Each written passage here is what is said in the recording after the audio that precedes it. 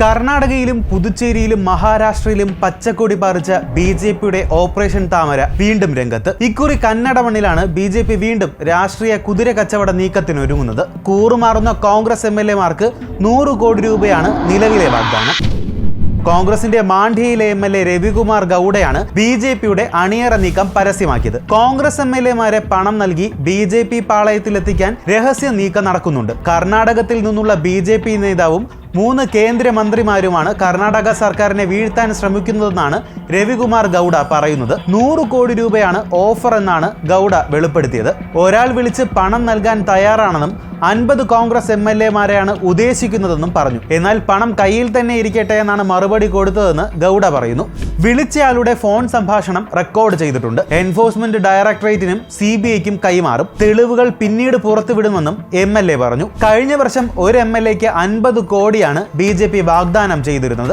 എന്നാൽ ഇക്കുറി അത് 100 കോടിയായി ഉയർത്തിയിട്ടുണ്ടെന്നുമാണ് ഗൌഡ പറഞ്ഞത്. ബി.ജെ.പി ദേശീയ ജനറൽ സെക്രട്ടറി BL സന്തോഷ്, കേന്ദ്ര സഹമന്ത്രി ശോഭ കരന്തലജെ, പ്രഹ്ലാദ് ജോഷി, കേന്ദ്രമന്ത്രിയും ജനതാദൾ സെക്യുലർ നേതാവുമായ HD കുമാരസ്വാമി എന്നിവരുടെ നേതൃത്വത്തിലാണ് ഓപ്പറേഷൻ താമര നടക്കുന്നതെന്നാണ് അറിയുന്നത്.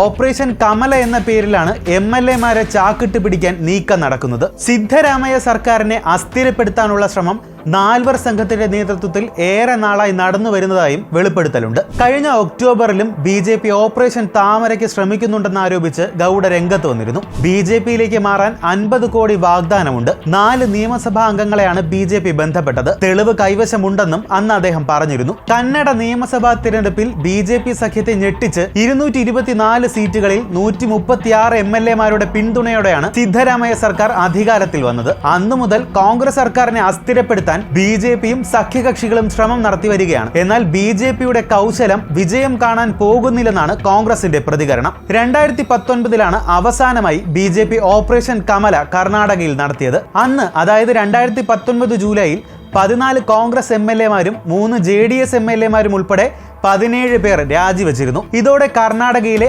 അന്നത്തെ കോൺഗ്രസ് JDS സർക്കാർ താഴെ വീണു. തുടർന്ന് ബി.ജെ.പി സർക്കാർ അധികാരത്തിലെത്തുകയായിരുന്നു. പുതുച്ചേരിയിൽ കടന്ന കൈയായിരുന്നു ഓപ്പറേഷൻ കമല. ജനഹിതത്തിലൂടെ തിരഞ്ഞെടുക്കപ്പെട്ട ഒരു എം.എൽ.എ പോലുമില്ല. എന്നിട്ടും ബി.ജെ.പി പുതുച്ചേരിയിലെ നാരായണസ്വാമി സർക്കാരിനെ വീഴ്ത്തി. ഭരണപക്ഷത്തുണ്ടായിരുന്ന 6ൽ 5 കോൺഗ്രസ് എം.എൽ.എമാരെയും ഒരു DMK എം.എൽ.എയും ബി.ജെ.പി പാളയത്തിലെത്തിച്ചായിരുന്നു ഓപ്പറേഷൻ. 3 കേന്ദ്ര സർക്കാർ നോമിനീസ് അടക്കം 33 എം.എൽ.എമാരുള്ള നിയമസഭയായിരുന്നു പുതുച്ചേരിയിൽ. പിന്നാലെ മഹാരാഷ്ട്രയിലും കുതന്ത്രത്തിലൂടെ ബി.ജെ.പി ഓപ്പറേഷൻ കമല നടപ്പിലാക്കി. 2019 ബി.ജെ.പിയെ ശക്തമായി പ്രതിരോധിച്ച് അധികാരത്തിലേറിയ ഉദ്ധവ് താക്കറെ സർക്കാർ ബി.ജെ.പിയുടെ മറ്റൊരു രാഷ്ട്രീയ നാടകത്താൽ 2.5 വർഷത്തിന് ശേഷം പുറത്തേക്ക് പോകുന്നത് നമ്മൾ കണ്ടതാണ്. 288 അംഗ നിയമസഭയിൽ കേവല ഭൂരിപക്ഷത്തിന് ഭീഷണി ഉണ്ടാവില്ലെന്ന് വിശ്വസിച്ചിരുന്ന ശിവസേന നേതാക്കളുടെ കണക്കുകൂട്ടലുകൾ തെറ്റിച്ചുകൊണ്ടായിരുന്നു ഏക്നാഥ് ഷിൻഡയെ ഉപയോഗപ്പെടുത്തി മഹാരാഷ്ട്രയിൽ ബി.ജെ.പി ഓപ്പറേഷൻ താമര വിജയിപ്പിച്ചെടുത്തത്. സ്വതന്ത്രരും ചെറു പാർട്ടികളും ഉൾപ്പെടെ 169 പേരുടെ പിന്തുണയിൽ നിലയിൽ വന്ന ഉദ്ധവ് സർക്കാരിന്റെ അംഗബലം ഷിൻഡയുടെ വിമത നീക്കത്തോടെ 111-ലേക്കെത്തി. 145 കേവല ഭൂരിപക്ഷത്തിന് വേണ്ടിയിരുന്നത്. ഇതോടെ ബി.ജെ.പി അധികാരത്തിലിരിക്കെ താഴെ ഇറക്കുന്ന 3ാമത്തെ സംസ്ഥാന സർക്കാരായി മഹാരാഷ്ട്രയിലെ ശിവസേന, NCP, കോൺഗ്രസ് സഖ്യമായ മഹാവികാസ് അഘാഡി മാറി.